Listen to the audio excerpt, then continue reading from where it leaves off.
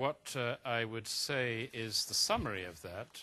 There are three issues which stand out to me, which are of importance. The first one is how we tackle this issue of energy security. How are we going to make sure that we can remain competitive in our businesses with the source to infer energy that we actually need? Secondly is the lack of balanced policy on demography and migration.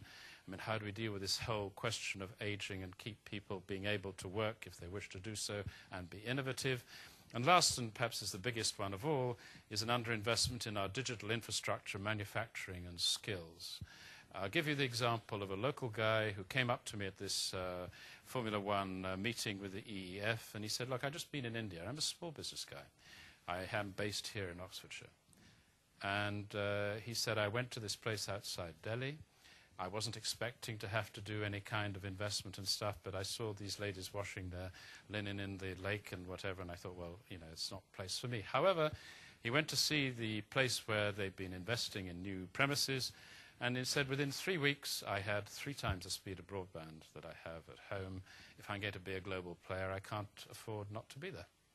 And so my sense is that on this question of the digital infrastructure, we're woefully negligent in thinking about not just how we have broadband and high speeds for broadband, but talking to a guy in '02, a guy who came to the Digital Summit, Doug Gregory, former IBM. Oh, no, he is a former like you are. He said, look, the mobile companies have taken a little bit of time to understand this, but what you actually need to do is to invest in all of them. Because you need to be in broadband, you need to be in Wi-Fi, you need to be in mobile.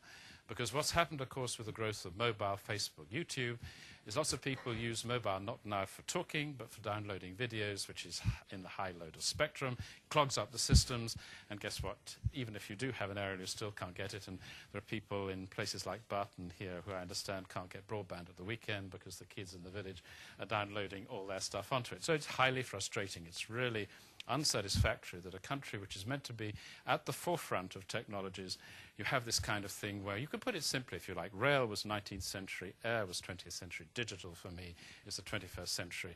And the trouble is we've got politicians in charge who actually went through their schooling when the network wasn't there. And they haven't had enough time to think through what the implications of it are. So all this is kind of new novel. It's nice to press buttons, but you have to think of what is going to be the best place to put your investment in. For me, if you take half the cost of HS2 and you make a really modern mobile and broadband system across the United Kingdom, then you're going to, as a foundation study found last year, you've got to create over 500,000 new jobs amongst the small businesses. That's the real kind of point. And one last point, which is for me a really conclusive one on digital, is that I just had it from an internet guy a couple of days back, that HSBC has estimated, you know, now there's a bit of light at the end of the tunnel, manufacturing is beginning to pick up. What do they say? They say you're going to find manufacturing in specific areas, hubs across the country, and it's going to be called smart manufacturing. He says, well, how can you have smart manufacturing unless they're connected? And if you don't have a proper connecting system, it's not going to be smart at all. You're going to be running with horses when you should be running with motor cars. So it seems to me that that is a big gap in the thinking. And indeed, as I said to Frank, I came over with a guy called Martin Bruton, who's chairman of BA.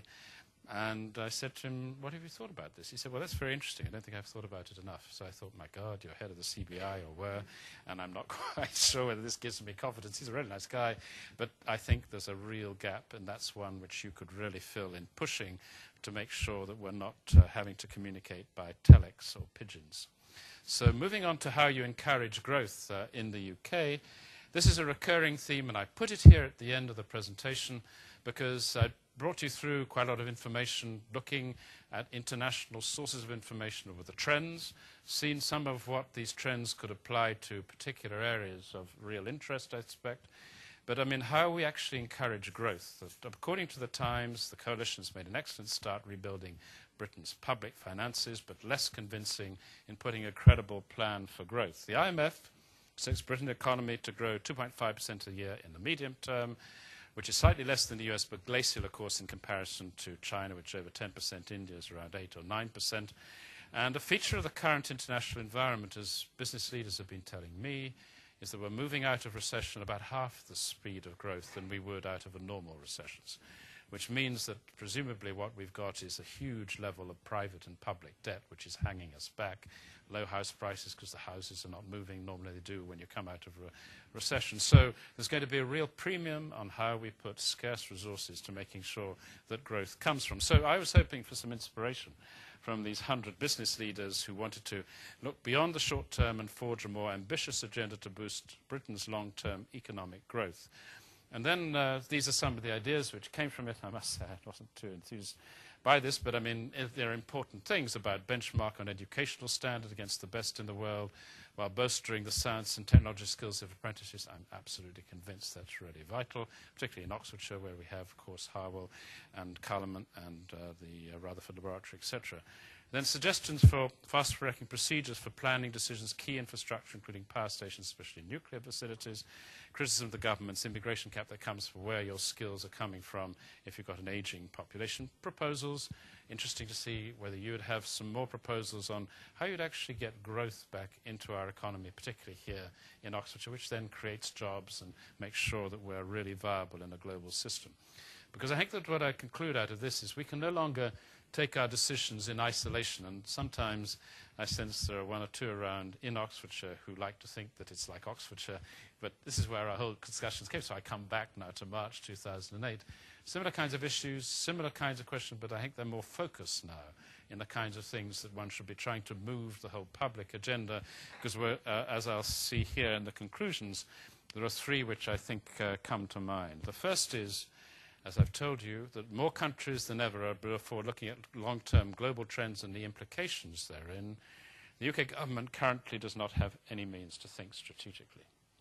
At a do in Witney last Friday, which Richard knows about, this was the 10th anniversary of the member for Witney, and happened to bump into the member for Witney. He was very friendly, and I said, "What are you doing about strategic stuff, David?" And he said, "Well, that's very interesting, because Bernard Dinkin is telling me I have to think more strategic." And so I said, "Well, if you like, I got some information, which is here, and I'll send it." She said, "Brilliant, please do."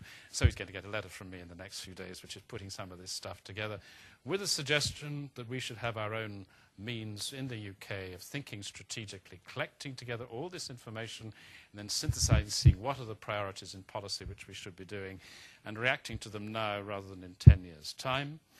Current indicators, secondly, we're moving in the UK in the right direction, whether it's in apprentices, whether it's in focusing on getting our public finances sorted, but I think we're not moving fast enough to retain our competitiveness rating in the global market. It's what the Chancellor said, that we've slipped down the competitiveness league. I'm still not sure that people have really understood the size of the challenge of the Asian resurgence in the global system and the attraction of businesses to move there, because that's where they're going to make profits, and you can't keep people back home simply because we speak English. So launching OB1, I was thinking that was a Star Wars symbol, but never mind. I'm sure it'll be similar to the Star Wars in its effect, that it gives you a great platform to discuss under Frank's leadership, and I'm sure you'll make your chance to make your voice heard. Thank you very much indeed.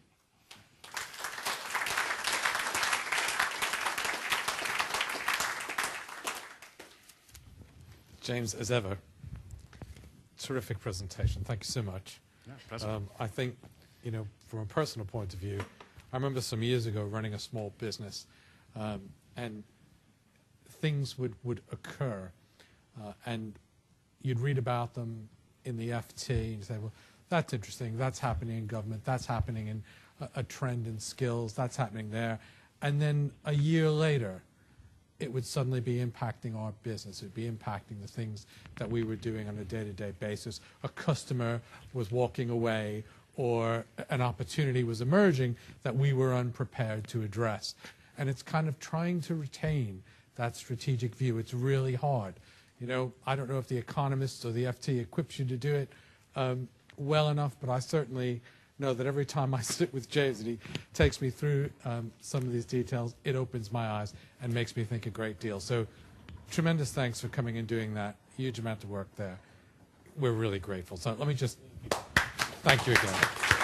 Pleasure.